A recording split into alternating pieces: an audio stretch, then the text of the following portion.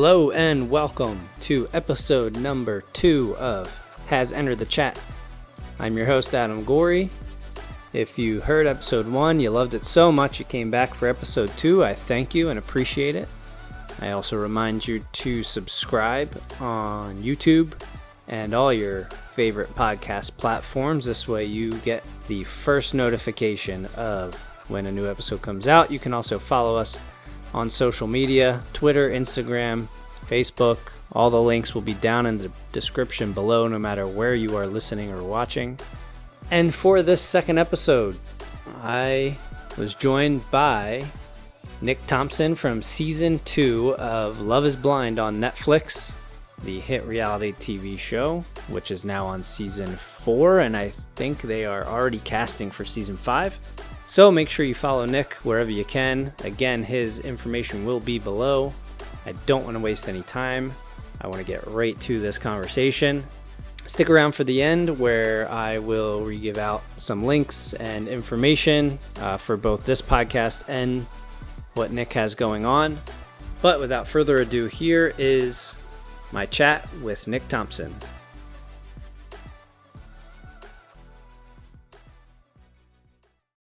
Obviously, most people probably know you from Love is Blind season 2, which was that filmed, like 3 years ago now or 2 years ago? Actually, we are coming up on 2 years ago. That was in 2021. 2 years. Yeah. And then it aired almost a year later, right? Yeah, it aired in February. There's a lot of, it's a global show. So there's like so much editing and dubbing. Yeah. I mean, even there was I think it was the guy who, I forget what country he dubbed me and like reached out to me on Instagram right before the show came out. Yeah, I forgot about that. Was he like, hey, what's up? I'm doing your voice for this country, or like? Yeah, that's pretty much exactly what he said. That's and I was cool. like, I mean, thinking it's funny that he's seen it and I hadn't too. Like, that was me. Right. You know, like obviously, the results. You just don't know how it was edited right. and produced and all that stuff. Right. But that's something that like I was never worried about my edit. That's good. I mean, I'm sure some people, I've never been on reality TV, so I can't speak from experience, obviously, like you could, but I'm sure some people are like, oh shit, like what am I going to look like? Oh, I mean, our entire, yeah, I think everyone in the cast was worried about it. And, oh, really? I mean, someone can correct me if I'm wrong, but like pretty much the whole cast was talking about their edit and worried about things that they said or worried about how they would be portrayed. And I wasn't, because I was just me the whole time. So kind of just was easy for me to be like, okay, this is what it is. This isn't really, whatever happens on this isn't my real life. So you kind of separate it. And then, and I don't really care what people think about me, because I know that I'm a good person and I do the best that I can. And it doesn't mean I don't do things wrong, but I'm perfectly capable of looking back and saying, oh, I wish I would have done that different. So it wasn't anything that ever really worried me. I was more so just because your life just changes overnight. And I was more so just thinking, what is my life going to be like? Right. Once it comes out. Right. Was it hard to, maybe not even, I don't even want to say spoil stuff on social media for the time from filming to airing, but like, how hard is it to just be like, oh, I can't post this. Like you're just posting like in day-to-day life, you know what I mean? Like there's so many things you could easily give away without knowing it. Like how hard was that to kind of keep that reeled in a little bit? So the interesting thing is that it's a really big world and most people don't know who you are after you film until you get announced as the cast. So I never really posted much. I've posted more on social media probably this week than I had the entire time before the show. But for me, what was so interesting about that part of it is like you could post stories, you could post, really anything, but then you would have to take it down at some point. However, you don't really get to share your relationship with everyone. And that's the part that's so hard, because when you come home, like, I mean, it's just all pressure cookers. And I've said that every chance that I get to talk about it, but it's just like one pressure cooker after another. And then you're in this pressure cooker of like, okay, I have this relationship or this marriage in my case, and my family and friends know, and people at work don't know, or people, so it's very weird to kind of balance, who knows and who doesn't know, and who should know, and who's need to know, basically. But there were Right. people on the internet are crazy. They literally were like going through our Venmo transactions. So we had to go make our What? Venmo private. Yeah. Oh yeah. There was a Dude, whole, that's like, I don't know wild. if it was a story or a Reddit thread that had tracked Venmos between us back and forth, and had tracked like people that we had both followed or that were following both of us, like her sister and my sisters. And it's Oh just my like, gosh. who has time to do that? Right, that's borderline like harassment. Like that's I wild. mean, it was pretty intense to think about the Venmo stuff. Yeah. And I don't remember. So I know Netflix semi recently started doing this thing where they like will release part of the season and then another part and then another part. Do you know if your season was all at once or was it by piece? I forget because they're It doing was it by now. They're doing piece. like okay, Yeah. So it because was by piece. And that was another weird thing, because whenever you would do any type of interview or social media post, you had to post as if you were within the time frame of those episodes that they have, which is just right, bizarre. And then in those like 3 weeks, you cannot be seen together publicly. So you're at this like wow, intense moment in your relationship, and you are not able to like live your life. So if to the point where when we went to the reunion, like, you get separate cars and separate dude, flights. that's crazy. Like, it's insane. Yeah. So it's really taxing on a relationship to be going through these like extreme changes and then not really being able to just support each other in the way that like a normal couple would. Right. Yeah. And I mean, like, and we'll talk. I do want to talk about your podcast a little bit later on, and I know you do dive into like mental health and everything like that. And just from what you're talking about, it sounds like that can be. So I mean, normal. I say normal, but like your day to day life is draining mentally. So to go through something what you just described had to be like, like just absolutely exhausting. And like, how do you just shut your brain off from that? Like, I don't.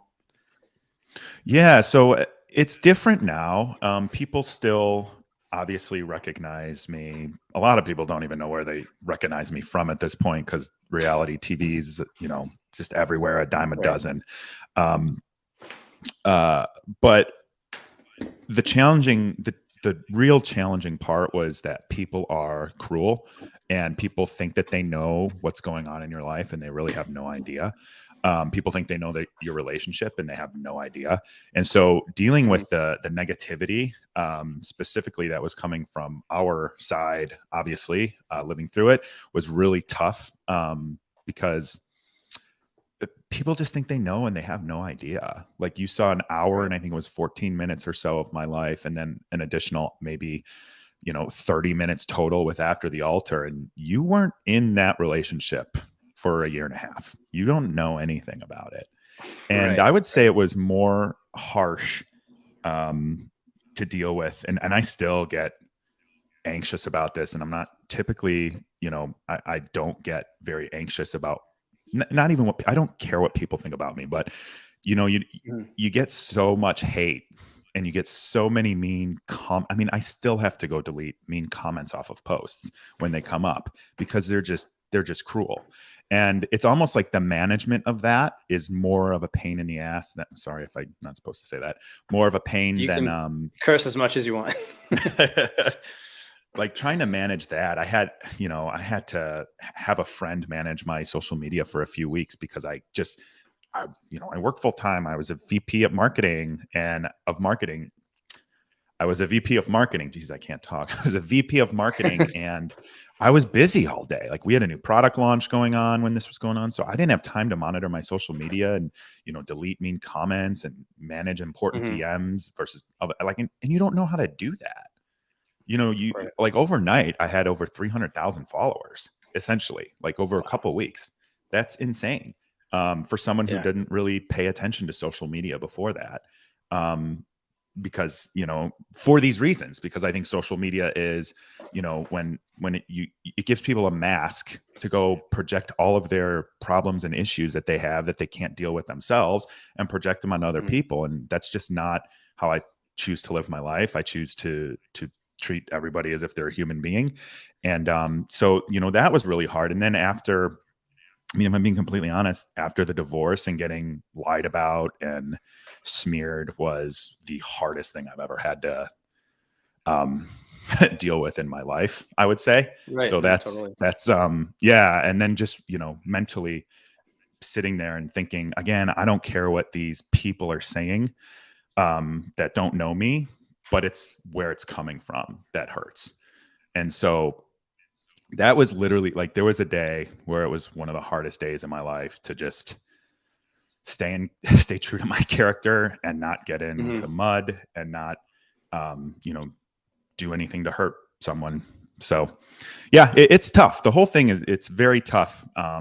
And it's still to this day, it's draining to have gone through that. I still in therapy and with my own journaling, and I'm still working through all of these feelings and going through this whole process and then just kind of getting dumped on your own without really any Hmm. support or navigation on how to do any of this.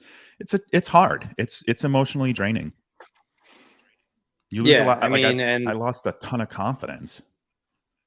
yeah, no, totally. And like that kind of stuff, like you said, it's hard to, you almost, and I'm not saying this is what happened to you, but this is kind of something that has happened to me before, and I'm sure plenty of other people who are watching or listening. But like, that's where the term gaslighting comes from. You know what I mean? You question your own Yeah.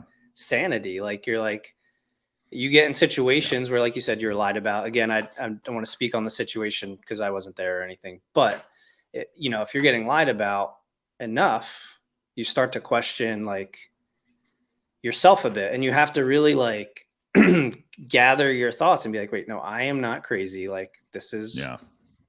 I am this person. I'm not that person. And I'm sorry you had to go through that, obviously, and I don't know again exactly what you went through. I know I've gone through some stuff in the past, and it's never easy, and it's good to have a support system. And it sounds like you at least have, like you said, therapy, journaling, like whatever helps you, is great. If Yeah. it doesn't help you, find something that does, because I guarantee there's something out there that can help. I completely agree. And I encourage everyone to just get walking. Like whenever I start to get, I've never had a panic attack until the end of last year. Like it's never happened to Oh, me really? before. Yeah. Hmm. And I developed, different types of symptoms of anxiety, like gagging and puking in some instances. And it's so tough. But what I found out is like if I get up and I move and I get outside, walk around, even if it's cold, I'll walk around my apartment. It helps calm me down. And so I encourage anyone to do that. And that's not just me. That's like science says when you move your body, it's beneficial. Yeah, I think that's like kind of the whole. I know some places have like walking meetings and stuff like that. And Yeah. I mean, I'm sure in Chicago, it's probably not always easy to go for a walk, but that fresh air does help. Yes, it does. Even when it's cold, brisk, and hurts your face. Yeah, exactly. I'm curious, do you still watch the show? Like, did you watch season 3? Or are you watching season 4? No, I can't watch it. It's too Okay. painful to go through it and sit there and think like everything that could have been, maybe should have been, that wasn't. And then Right. also, I posted something on Instagram about this. Like when I watch people and now I know what they're going through, I can't even like my heart hurts for them. The stress, Mm. the lack of sleep, the lack of hydration, the lack of breaks, the lack of, just normal decision making timelines and stuff. Everything is so fast. These are life altering decisions. And it's just, outside of my own sadness for how things worked out for me, It's hard to watch other people go through it without really knowing what they're getting into or what the experience is actually going to be like. And there's so many people that say, oh, well, you signed up for it. No, I didn't. I did not sign up for what I got. And that's the thing. It's, and what did I get? Like, I don't get people that say that. I don't think that's fair. Again, it's people like that haven't lived it, that don't really understand the emotional stress, the physical stress, and the mental stress that it puts on you to go through one of these experiences when you're making big life altering decisions multiple times a day. Yeah. And I mean, the way I think about it, when you say people have said, you signed up for it, right? So on a basic level, I like to run. Signed up for what? Like, what do they even mean by that? That's what I don't get. Yeah. Right. Like, so in my head, on a basic level, maybe this will be easy for some people to understand, is I would equate it to like signing up for a 10K, a marathon, let's even say at its most extreme level, right? And you've trained for a marathon, obviously. I hope you don't go out and run a marathon with no training. But anyway, like, you can do a marathon, right? So you go, and on mile 13, you tear your ACL or something. And people are like, well, you tore your ACL, you signed up for it. You know what I mean? Like, I didn't sign up for that. You know what I mean? Right. I wanted to do this life experience, but like everybody, when you do certain things, you go to a certain college, you go, every life choice you make, you don't always know where it's going to end up. And it's not fair to say, in your case, like, oh, you signed up for exactly what you got. Like, no, you didn't, obviously. Right. Well, and people have this idea in their head too. And, this is our society in a sense. It's kind of depressing, but people think that you're, quote, a celebrity, or now you're rich or whatever. It's like, no, like, you make $1,000 a week while you're filming and basically under control for 24 hours a day. And then unless you shill brands and brand deals or any brand that will pay you money, you don't make money. Like, I don't have a job right now. I got laid off. I'm not making any money outside of consulting gigs and unemployment, and the consulting gigs, like, few and far between. So it's, and it's not for lack of looking for a job either, but there's, there's a real life behind each of these people. And if you're not going to go and, push brand partnerships and sell, anything to your audience that a company will pay you to do, you're not making money off of this. You have a following. Yeah, how do you monetize your following? Right. Exactly. Yeah. You're not like, there's not every time somebody streams season 2, you're not getting a check. No. And believe me, I think about that all the time. Like, Netflix and Kinetic will continue to profit season after season after season, while I could lose my condo in 3 months. It's like insane. Yeah, I mean, I can't speak to how Netflix runs things, or any other company for that matter, but it almost feels like there should be some kickback, but that's another conversation for another day. I'm assuming I know there's other shows on Netflix, The Circle. I think they just did Perfect Match, it was called, which was some people from the other, like, kind of the hodgepodge. Has anyone reached out to you about doing one of those? No, and to be honest, like, I don't think they ever would. I don't think I get the vibe you would say no anyway. I can't. It would be interesting to see. It would, here's the difference. And I don't want to speak for Shane, but I was talking to Shane about this a few weeks after he got back from, well, I guess not back because they filmed it a while ago, but once Perfect Match was airing, and he was like, now that I knew what I was going into, is like, it was a total different experience. So I think, like, I would know how to manage it better. And I thought I managed it pretty well, to be honest. Like, yes, it was stressful. Yes, it was a pressure cooker. While filming, it was tough. I got sick one day, like that. So there were issues for sure. But if I did go, I would completely approach it differently. And I wouldn't go in blind. I'd go in with my eyes wide open this time. Right. And, a little more seasoned. Right. Which, by the way, that's going to be I'm rebranding my podcast to Eyes Wide Open for anyone who wants to check that out. Cool. But I don't think I have the personality that warrants reality TV. I'm very calm in my when I'm at my Mm. best. I'm very calm. I think and respond. I don't react, and those aren't qualities you want in someone who's going on a reality TV show. Totally. Last But I'll question let you about know Love is if Blind. anyone reaches out. Okay. Last question about Love is Blind, because I do want to talk about your podcast and a couple other things before we run out of time. Yeah. You said you talked to Shane. Is there anybody else that you kind of keep in touch with? Because I assume everybody or most people still live in the area, or did some move out to like LA? I think people mostly live in the area. No one on the cast talks to me besides Shane. So that's the power of lies, I guess. But that's okay. One of the things I realized after and going through this is I'm better in my circle. Like my friends, my family, those are my people. Like going out and, trying to grab onto some arbitrary spotlight or stay, relevant by continuing to talk about the show, even though, you hated it when people did it about you. Like, that's not my people. My people are the people that I have the same values as. We're normal people, and I just don't need to seek that constant spotlight. So I think it's probably for the best. Yeah, no, totally. I get that. I would not last a day on reality television, so I can tell you that for sure. I know a big thing that was kind of brought up, and you've mentioned it yourself. During this season, people saw that you made your own toothpaste, but I've seen that you do more than just toothpaste now. So I'm kind of really curious about that. Like, what made you want to start making your own toothpaste, soap, and what else have you kind of delved into?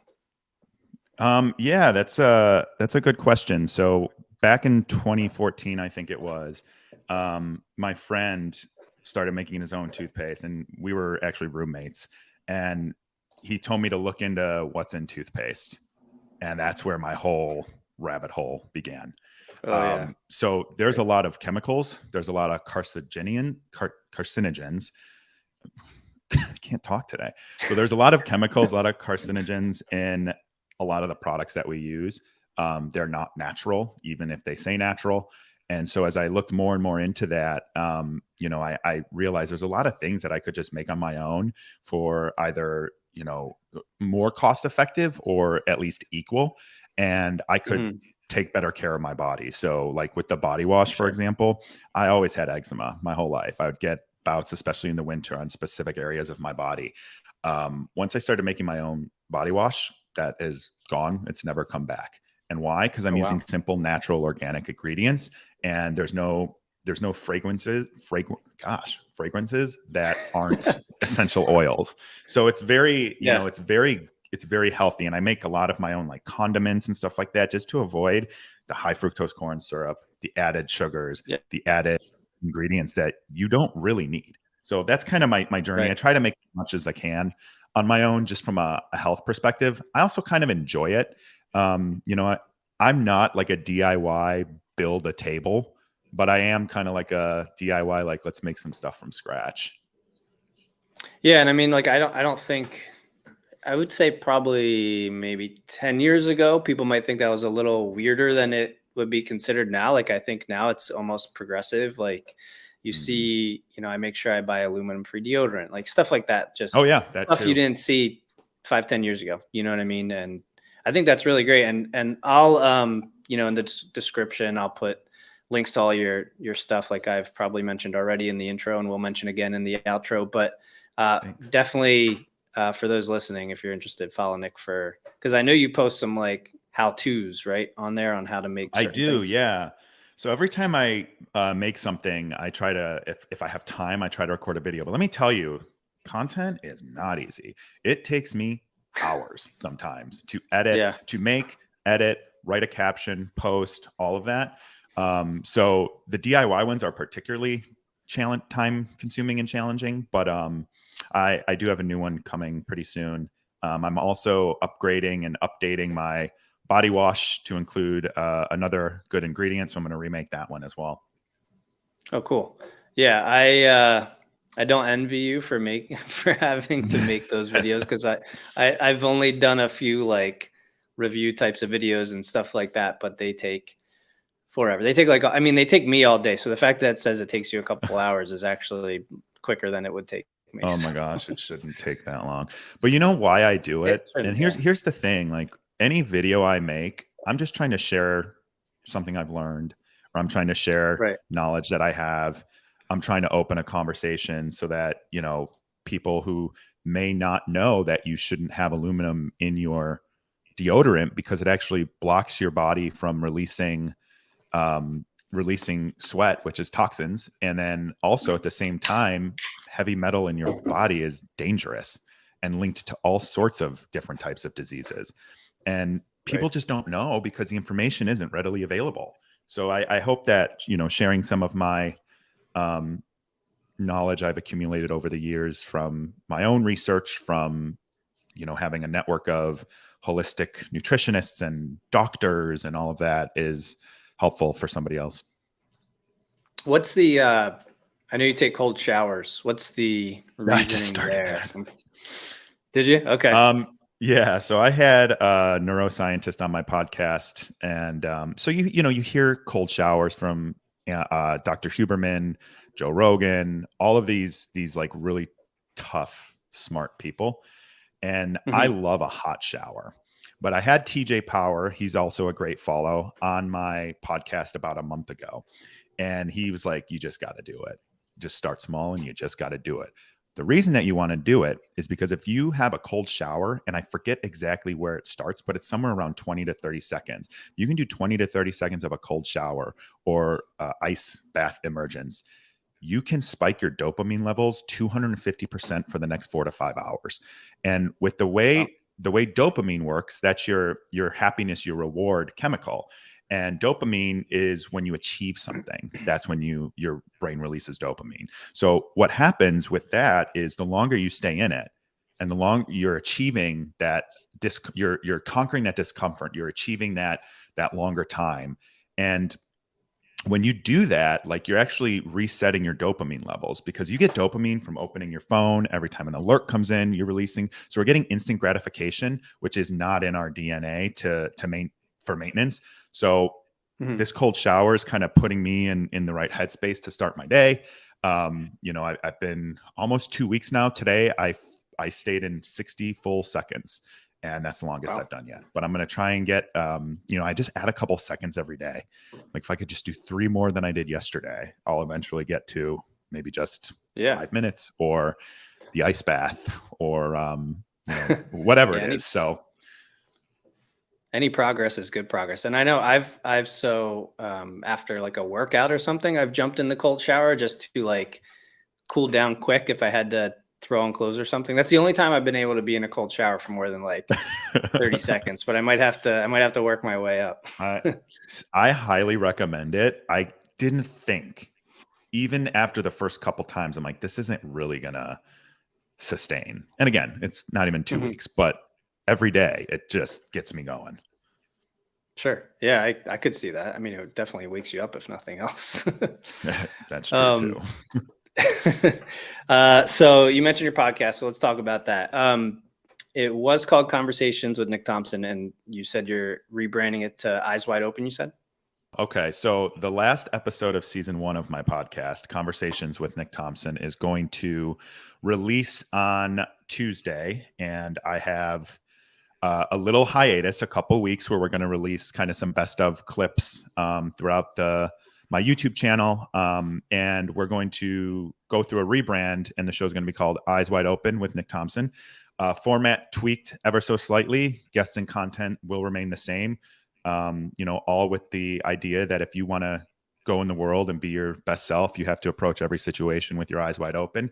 So you want to know about yourself. You want to take care of yourself. You want to understand your mental health. You want to understand the mental health of others.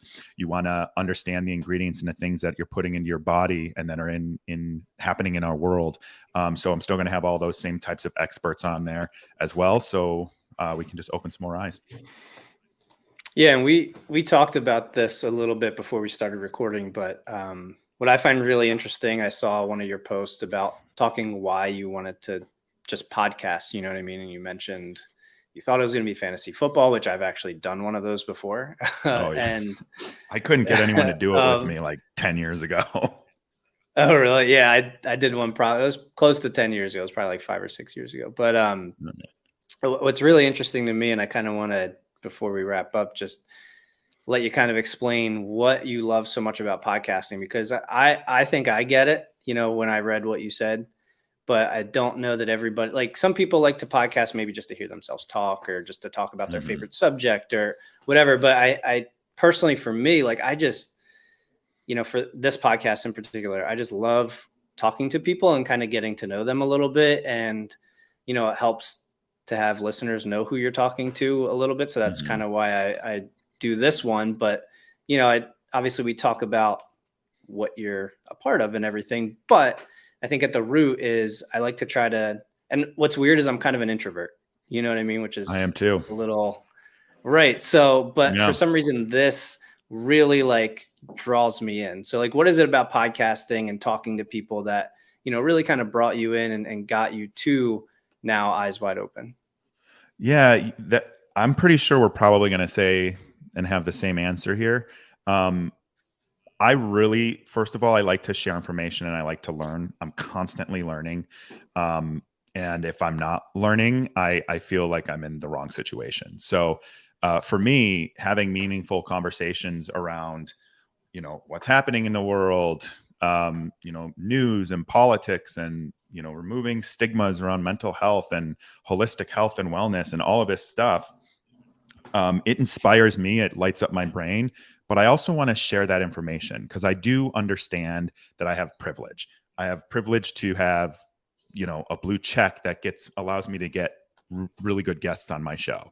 You know, I have the ability to have access to people that, you know, others may not, or others may be too intimidated to talk to. So if I keep on this route with this podcast, I'm really excited and hoping to have the ability to just spread good information and help people become more self-aware of what's going on within them and aware of what's going on in their surroundings.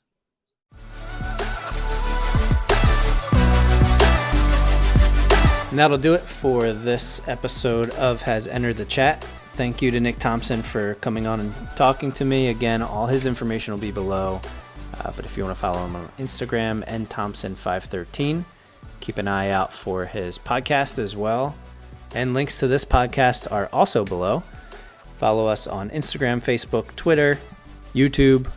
Make sure you subscribe, get notifications for new podcast episodes, whether it's YouTube or your favorite podcast platform. Hope you have enjoyed the first couple of episodes so far, and I hope you come back for more. One more thank you to Nick for joining me, and I will see you on the next episode.